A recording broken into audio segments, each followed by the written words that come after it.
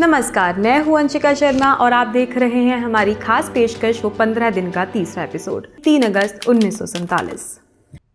आज के दिन गांधी जी की महाराजा हरि सिंह से भेंट होना तय थी। इस संदर्भ का एक औपचारिक पत्र कश्मीर रियासत के दीवान रामचंद्र काक ने गांधी जी के श्रीनगर में आगमन वाले दिन ही दे दिया था। आज 3 अगस्त की सुबह भी गांधी जी के लिए हमेशा की तरह थी। अगस्त का महीना होने के बावजूद भी किशोरीलाल सेठी के घर अच्छी खासी ठंड थी। अपनी नियमित दिनचर्या के अनुसार गांधी जी मुंह अंधेरे ही उठ गए थे। उनकी नातिन मनु तो मानो उनकी परछाई के समान थी। इसी कारण जैसे ही गांधी जी उठे वह भी जाग गई। मनु गांधी जी के साथ सोती थी। लगभग 1 वर्ष पूर्व अपने नोवाखाली दौरे के समय गांधी जी मनु को अपनी बाहों में लेकर सोते थे। यह उनका सत्य के साथ एक प्रयोग था। एक अत्यंत पारदर्शी एवं स्वच्छ मन वाले गांधी जी के अनुसार इसमें कुछ भी गलत नहीं था। हालांकि इस खबर की बहुत गर्मागर्म चर्चाएं हुई। कांग्रेस के नेताओं ने इस मामले में कुछ भी नहीं बोला और चुप्पी साध ली। उनको मौन रहना ही सही लगा। जबकि देश के कई भागों में सत्य के इस कथित प्रयोग के बारे में विरोधी जनमत स्पष्ट रूप से प्रकट होने लगा था।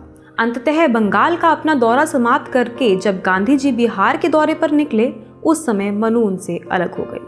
इधर श्रीनगर में ऐसा कुछ भी नहीं था। गांधी जी और मनु की वैसी खबरें पीछे रह गई थी। अपनी नातिन के साथ गांधी जी का रहना सोना अब कौतूहल की बात नहीं थी। बहरहाल सूर्योदय से पहले ही गांधी जी की प्रातः प्रार्थना पूर्ण हो चुकी थी और वह उनके ठहरने के स्थान की साफ सफाई में लग गए थे। सारी नित्य क्रियाएं संपन्न होने के बाद लगभग 11 बजे गांधी जी कश्मीर के महाराज हरि सिंह के गुलाब भवन नामक राजप्रासाद में पहुंचे। भले ही गांधी जी की यह भेंट महाराज की इच्छा के विरुद्ध थी, परंतु फिर भी महाराज ने गांधी जी के स्वागत में कोई कमी नहीं छोड़ी थी। स्वयं महाराज हरि सिंह, महारानी तारा देवी सिंह राजप्रासाद के विशाल प्रांगण में गांधी जी के स्वागत हेतु खड़े थे। युवराज कर्ण सिंह भी वहां अपने शाही अंदाज में स्वागत हेतु तत्पर थे। महारानी तारा देवी सिंह ने तिलक एवं आरती के साथ उनका परंपरागत स्वागत किया।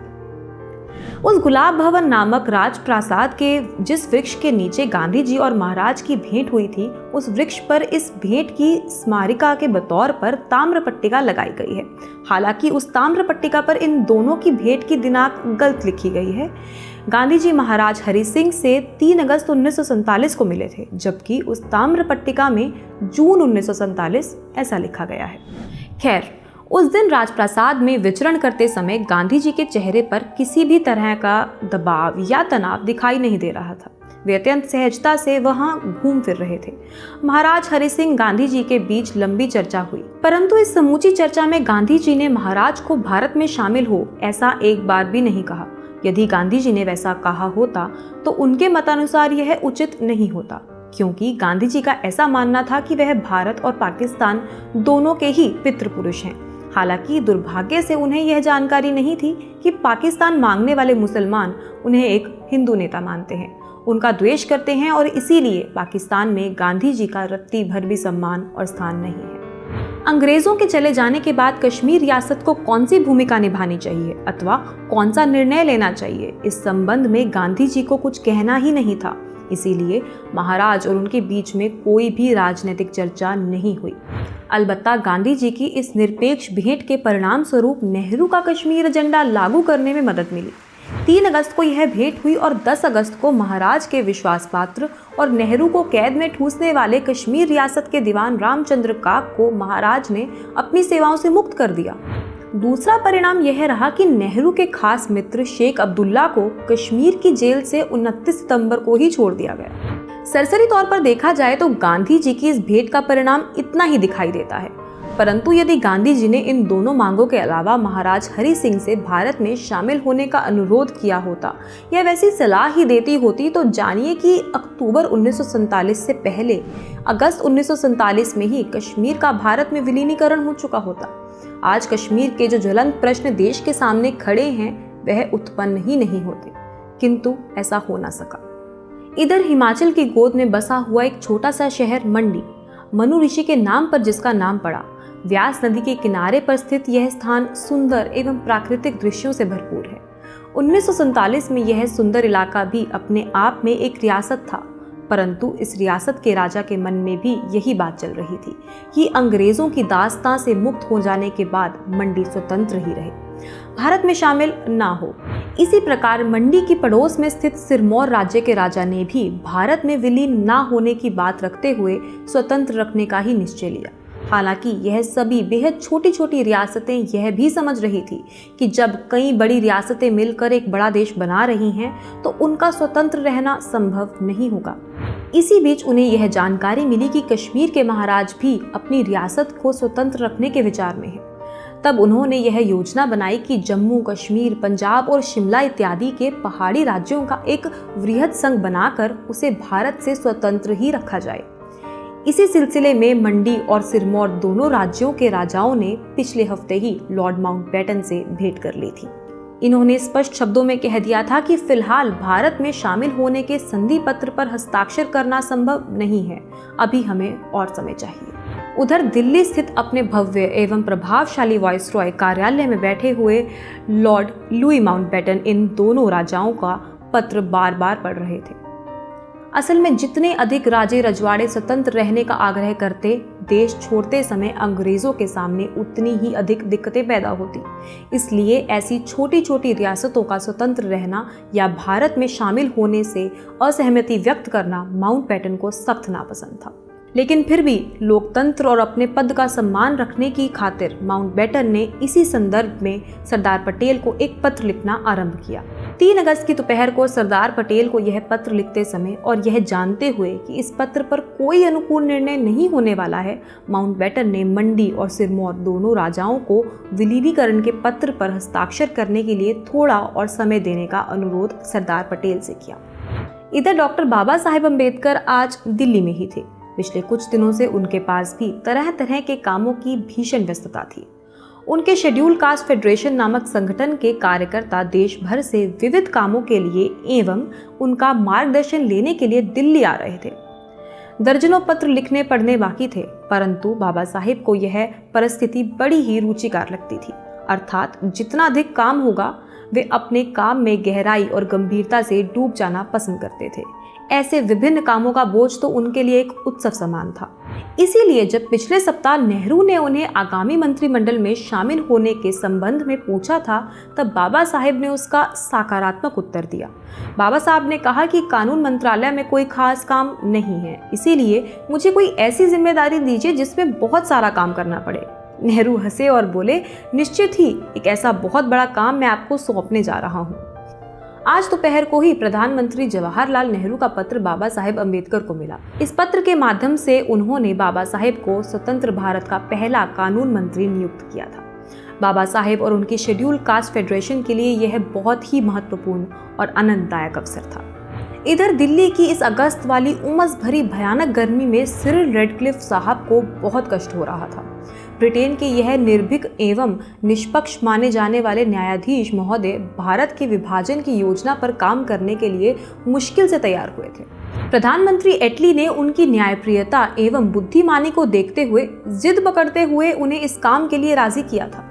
इसमें पेच यह था कि माउंटबेटन को भारत का विभाजन करने के लिए कोई ऐसा व्यक्ति चाहिए था जिसे भारत के बारे में कोई खास जानकारी नहीं हो। न्यायमूर्ति रेडक्लिफ इस कसौटी पर खरे उतरते थे। दिल्ली आने पर कुछ भी जानकारी नहीं होना यह कितना बड़ा बोझ और सिरदर्द है, यह रेडक्लिफ साहब को जल्द ही समझ में आ गया था। एक अत्यंत विशाल प्रदेश जिसमें नदियां, नाले, पहाड़ों का प्रचंड जाल बिछा हुआ है, ऐसे विस्तृत प्रदेश के नक्शे पर एक ऐसी विभाजक लकीर खींचना जिसके कारण हजारों परिवारों का सब कुछ उजड़ जाने वाला था। पीढ़ियों से रह रहे लाखों परिवारों के लिए अचानक से कोई जमीन पराई हो जाने वाली थी। बहुत कठिन कार्य था यह। रेडक्लिफ साहब को इस कार्य की जटिलता की पूरी जानकारी थी और वह उनकी क्षमता के अनुसार पूरी निष्पक्षता के साथ विभाजन करने का प्रयास भी कर रहे थे। उनके बंगले के 3 बड़े बड़े कमरे तरह तरह के कागजों से और भिन्न भिन्न प्रकार के नक्शों से पूरी तरह भर चुके थे। आज 3 अगस्त के दिन उनका काफी सारा काम लगभग खत्म हो चुका था। पंजाब के कुछ विवादित क्षेत्रों का बंटवारा अभी बाकी रह गया था, जिस पर वे अपना अंतिम विचार कर रहे थे। इसी बीच उन्हें मेजर शॉर्ट का लिखा हुआ एक पत्र प्राप्त हुआ। मेजर शॉर्ट एक सैनिक मानसिकता वाला पक्का ब्रिटिश अधिकारी था। भारत की सामान्य जनता की प्रतिक्रियाएं और राय रेडक्लिफ साहब तक पहुंचाने के लिए ही उसने यह पत्र लिखा था। उस पत्र में उसने स्पष्ट शब्दों में लिखा था कि जनता का ऐसा मानना है कि माउंटबेटन जैसा चाहेंगे, रेडक्लिफ बिना विरोध किए बिल्कुल वैसा ही निर्णय देंगे। रेडक्लिफ इस पत्र पर विचार करते रहे। पत्र का यह हिस्सा वास्तव में सच ही था, क्योंकि रेडक्लिफ पर माउंटबेटन का गहरा प्रभाव तो निश्चित ही था। 3 अगस्त की दोपहर लगभग 4 बजे 17 यॉर्क रोड स्थित जवाहरलाल नेहरू के निवास से एक प्रेस नोट जारी किया गया। क्योंकि राजनीतिक गहमागहमी के दिन थे तो रोज ही कोई ना कोई प्रेस नोट निकलता था अथवा प्रेस कॉन्फ्रेंस आयोजित होती रहती थी। परंतु आज के प्रेस नोट देश और पत्रकारों के लिए विशेष महत्व रखते थे।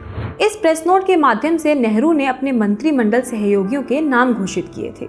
यह स्वतंत्र भारत का पहला मंत्रिमंडल था, इसलिए इस प्रेस नोट का अपने आप में ही एक विशिष्ट महत्व था, जिनमें सरदार वल्लभ भाई पटेल, मौलाना Abdul Kalam Azad, doctor Rajendra Prasad, doctor John Mathai, Jagjivan Ram, सरदार बलदेव सिंह, C.H. भाभा, राजकुमारी अमृत कौर, डॉक्टर भीमराव अंबेडकर, डॉक्टर श्याम प्रसाद मुखर्जी, षणमुगम चेट्टी, नरहरि विष्णु गाडगिल शामिल थे।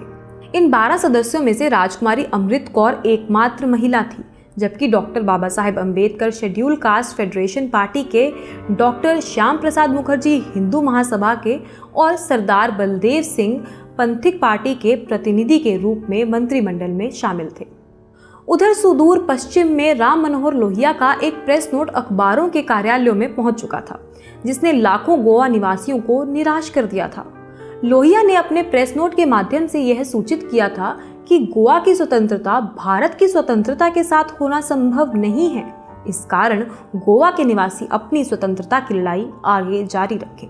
विभाजन की भीषण घटनाओं एवं त्रासदी से दूर उधर महाराष्ट्र में आलंदी नामक स्थान पर कांग्रेस में काम करने वाले कम्युनिस्ट कार्यकर्ताओं की बैठक का आज दूसरा और अंतिम दिन था। कल से ही इन वामपंथी कार्यकर्ताओं में मंथन का दौर जारी था। अंततः यह तय किया गया कि कांग्रेस के अंदर ही एक साम्यवादी विचारों वाला तथा किसान मजदूरों के हितों की बात करने वाला एक शक्तिशाली गुट निर्माण किया जाए। शंकर राव मौर्य, केशव राव जेधे, भाऊ साहेब राउत, तुलसीदास जाधव इत्यादि नेताओं द्वारा इस आंतरिक गुट का नेतृत्व सामूहिक रूप से किया जाए, यह भी तय किया गया था। अर्थात अब महाराष्ट्र में एक नए साम्यवादी दल का उदय होने जा रहा था। उधर श्रीनगर में गांधी जी के प्रवास का आज अंतिम दिन था। कल सुबह वे जम्मू के लिए निकलने वाले थे। इस कारण आज शाम उनकी मेजबानी बेगम अकबर जहां करने वाली थी। उन्होंने बाकायदा गांधी जी को शाम के भोजन हेतु निमंत्रण दिया था।